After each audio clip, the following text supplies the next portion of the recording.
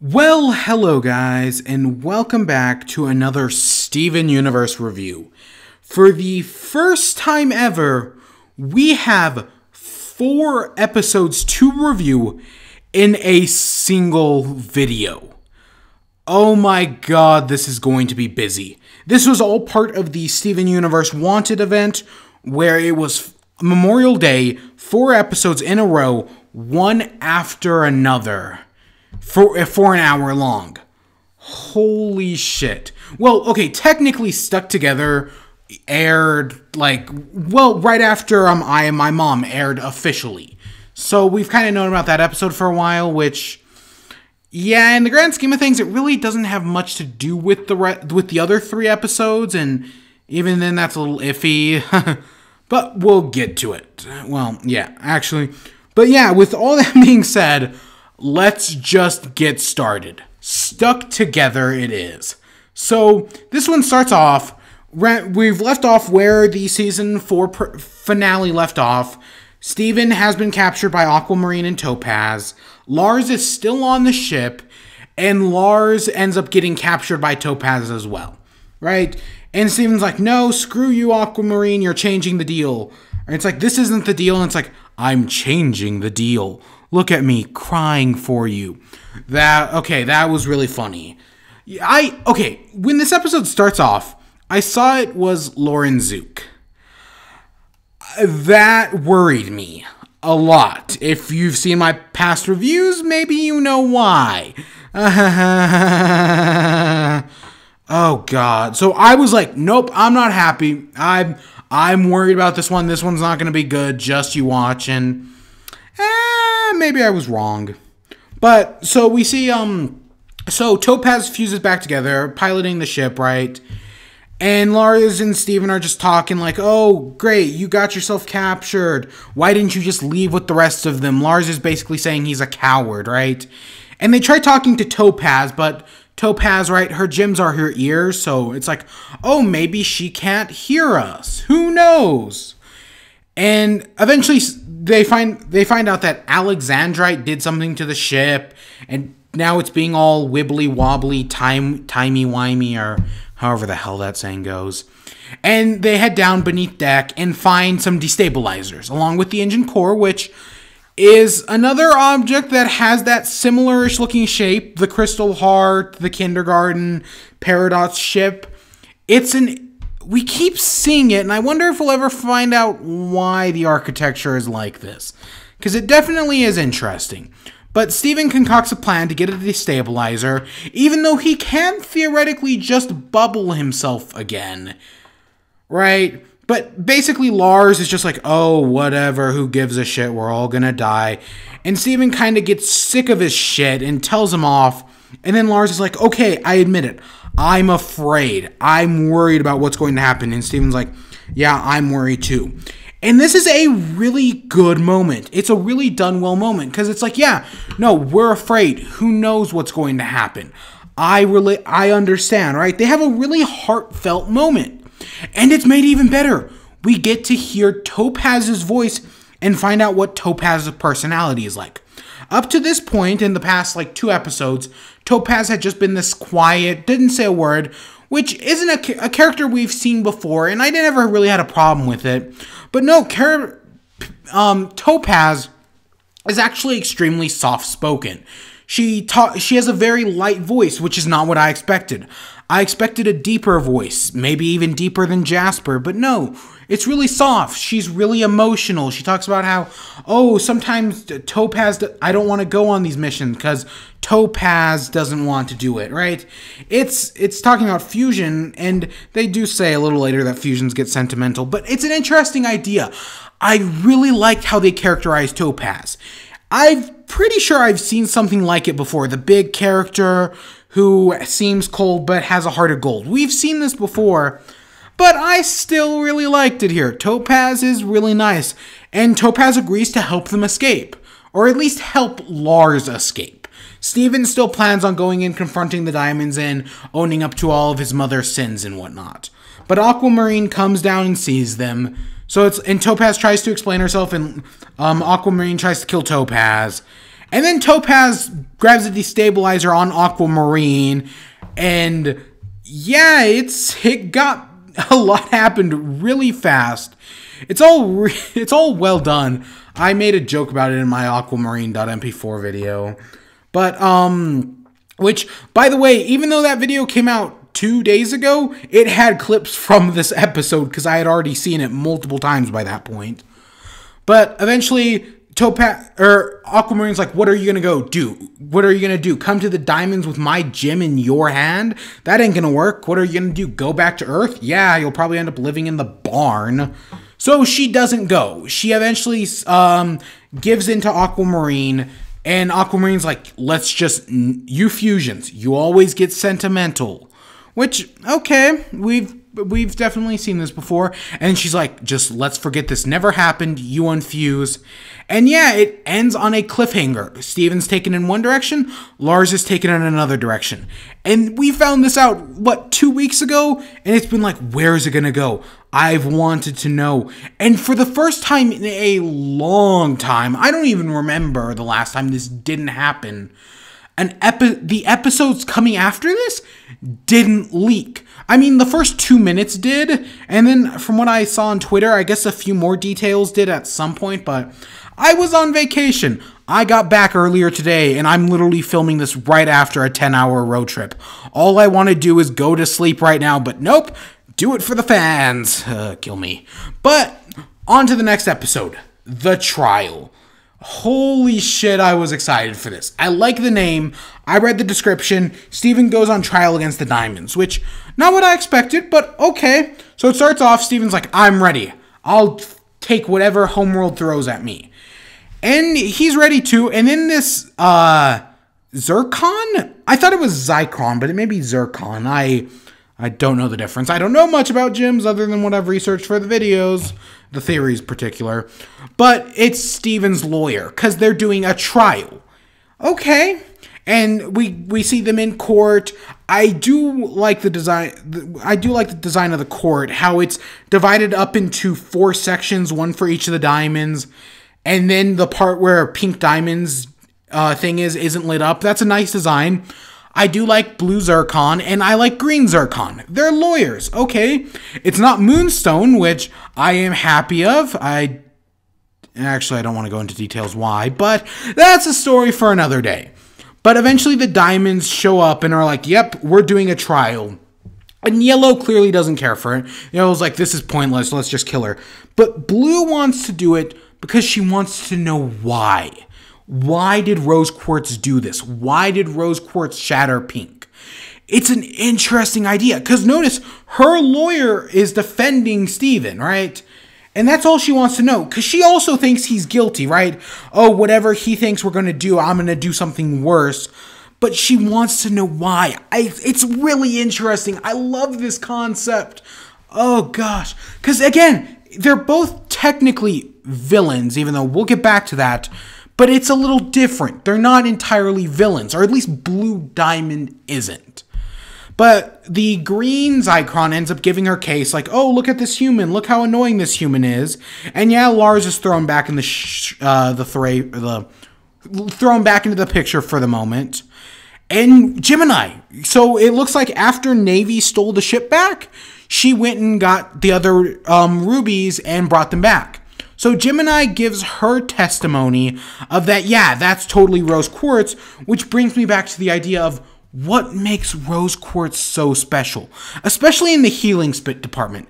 And we'll get back to this in the next 2 episodes, but what makes Rose Quartz so special, right? But eventually Zycron starts to panic and is like, oh, we don't have a case. I was given a minute to prepare. Kind of like those attorneys that are given to you if you can't afford one. I'm forgetting their names, but those people, seriously, they deserve more money. They're severely underfunded and overcased. Look into it. But eventually Steven's like, okay, I did it. I shattered Pink Diamond. I'm totally guilty. And they're like, wait, what? Or at least Yellow Diamond is. And Blue is like, okay, how did you shatter her? And Steven gives his whole story about, oh, how he shattered Pink Diamond. He doesn't know, but how he thinks Rose did it. how, oh, they fought, they used jump kicks, right? This is the only really like funny joke where it's trying to be a joke, right? Where we see Blue Pearl drawing Steven. But I don't know, there were points in this, especially when the diamonds like first appeared, where I just started laughing for no reason. I don't know why, but I did. But Steven eventually says that he used the breaking point to kill Pink Diamond. But Blue's like, no, it was a sword. It has to be a sword. That's what we've always thought. That's what I've always said, and this confirms it. And we also see Blue shoot out this wave of like blue light that makes everyone cry, which... What are the dominions of the diamonds? What are the diamonds' powers? I need to get back to this, but I have other things that'll take priority before that, and we'll get back to that. And not in this video, in another one. But eventually, Zychron's like, okay, if you lose, I lose. We both get shattered. I need to prove you're innocent.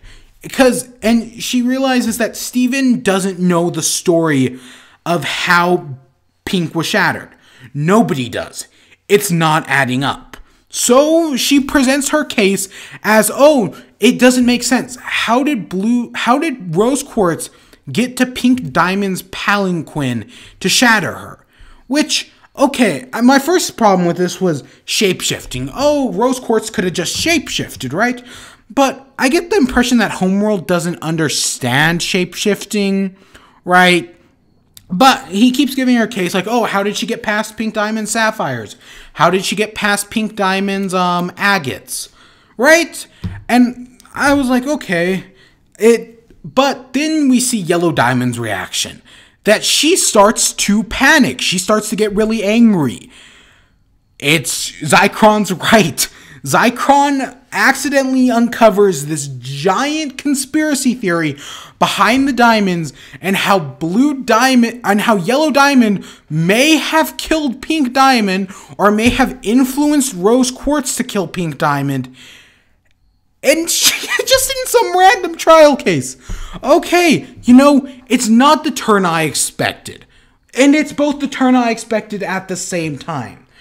The only, this is Occam's razor. The most obvious answer is probably the right one. That's why I still think at the end of the day, Rose Quartz did shatter Pink Diamond, but Yellow Diamond had some influence in some way because the thing, only a diamond can cut another diamond. Maybe that's what it's going for. This show isn't above using gym metaphors, right? So who knows where so that's so interesting.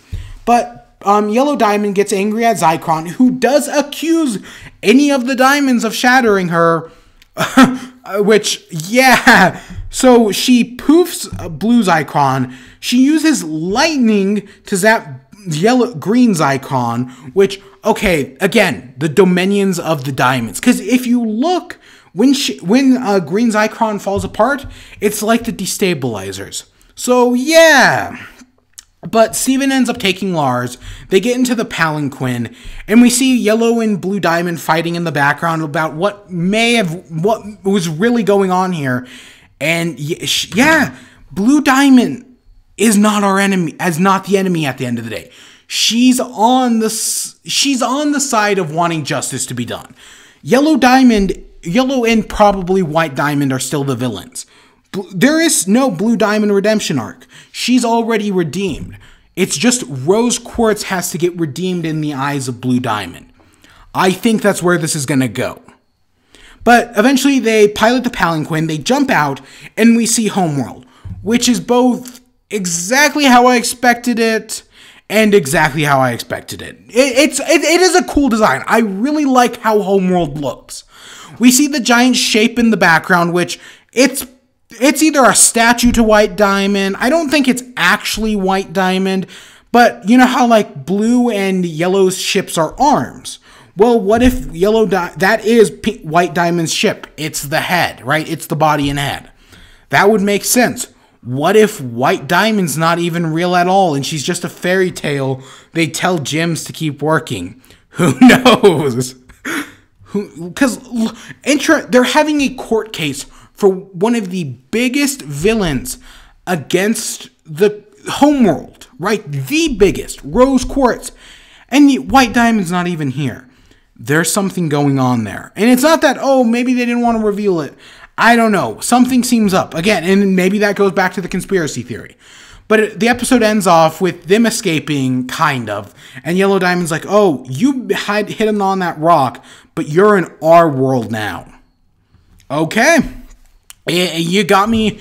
This is a great episode. I really enjoyed this. And on to the next one, Off Colors. Another great episode. So beneath, right, we see the giant interior of Homeworld, right? We see the top, the bright, glittering lights, and then we pan down from the title card deep into the bowels of Homeworld and how it's destroyed, how you can see the old civilization, like the Sea Spire Temple that it's built on top of. That's interesting. You can see technology advance as you go lower down, advance as you go higher up. But Steven and Lars end up surviving the crash, and this Robonoid comes down. They make a Jurassic Park joke. It's funny enough. And they eventually go running away from this Robonoid who shoots laser beams. And Lars he's off on his own. He gives this whole rant about, oh, it's basically like, oh, I'm a coward, right? All that jazz. And eventually they get saved by Rutile? We have all these off-color gems, which they're really interesting. I like a lot of these designs, but it's where it's like a gem, but it has like a little thing sticking out of it. And it's basically one pair of legs with two bodies and two heads and only two arms. It's an interesting design, but it helps them out, and they go through the bowels of Homeworld and find the kindergarten, which we've been told before that by Peridot that Homeworld is running out of resources. It's basically run dry, and that's why Era 2 post-war gyms are a little different. So it's interesting to see this kindergarten that is just so tightly packed. It's a really interesting. I really like it. I like how the rest of this episode and the next episode take place with all these holes, and we see like holes that like cut through holes. Like they're clearly trying to scourge out as much as they can. And then we go into this where all these other off-color gems are. We meet Rudonite, who is it's a fusion between definitely a pearl.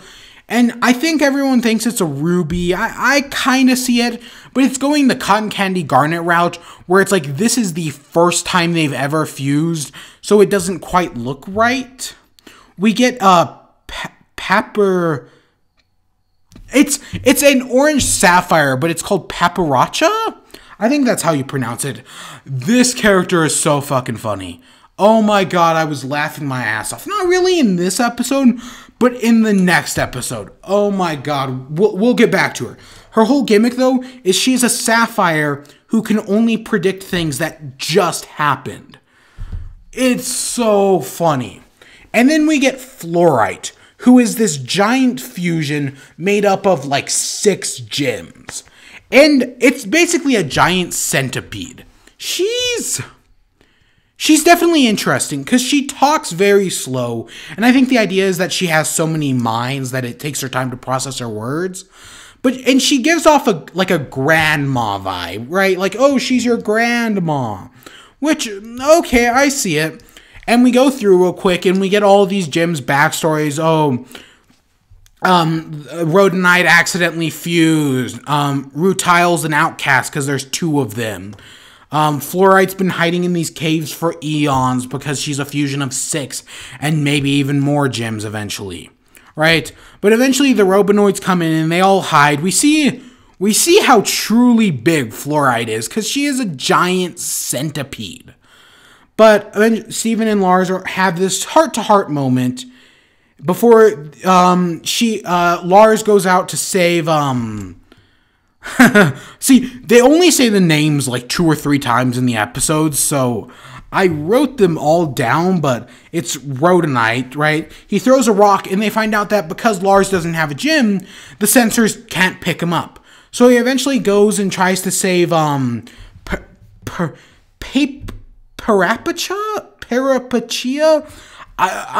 Let's just call her Orange Sapphire, right? And they find out that Steven's shield can deflect lasers. Eventually, eventually Lars, after saving Rhodonite and, well, Zycron earlier on, he rodeos one of the Robonoids and stabs a spike straight through it, blowing him up, and he dies. I remember when the first Wanted promo came out, I remember everyone talking about, hey, remember that leak from a while ago where we saw a picture of Steven holding a dead body? Maybe that was real, and maybe that's Lars. And sure enough, here it is. We see Steven holding the body just like it was in that scene, and that turned out to be real. And Lars dies, kind of. Because Steven cries, and all of a sudden Lars starts to light up, Lars turns pink, and comes back to life. And that's where it ends. Holy shit. It's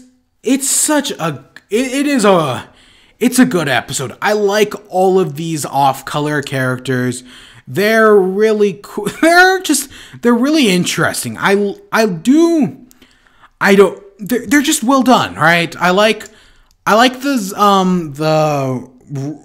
Rutile. Parapachia's funny and Fluorite's good. The only one I don't really care too much for is Rhodonite. But I mean, like, she's not the worst. She's very not subtle. But we got the last episode, Lars's Head, which is a good episode, but it has the same problem as Gym Heist.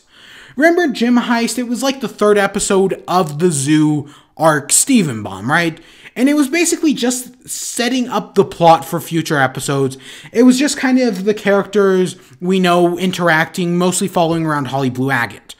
This episode is a lot of the same. It's just the characters we know kind of interacting in an unfamiliar environment, mostly focusing around the fact that Lars is pink, right? But, and it's not bad, it's just not that... It progresses the plot. That's basically all it does. But, right, Lars is pink, and they go, and he's like, oh, do you hurt? Is there any problem with you? And he's like, no, I feel perfectly fine for the most part. So bringing Lars back to life has done something to him. They seal their way off and hide in this cave, and Lars is like, am I a zombie? Which, I mean, he kind of is. He's more of the, is this a zombie style of zombies? Which, okay, he doesn't need to eat or drink, he doesn't feel pain anymore. It's interesting. But eventually it's like, well, something must be going on here, right? What is it? Right? And this is okay. Paperacha, the Sapphire. This is the episode in which she shines, because every time they do something, she's not just like, oh, she predicts stuff like moments after they happen. No, her entire existence is delayed. She's always a few seconds behind everybody else. And that's really funny. Oh my god. It's like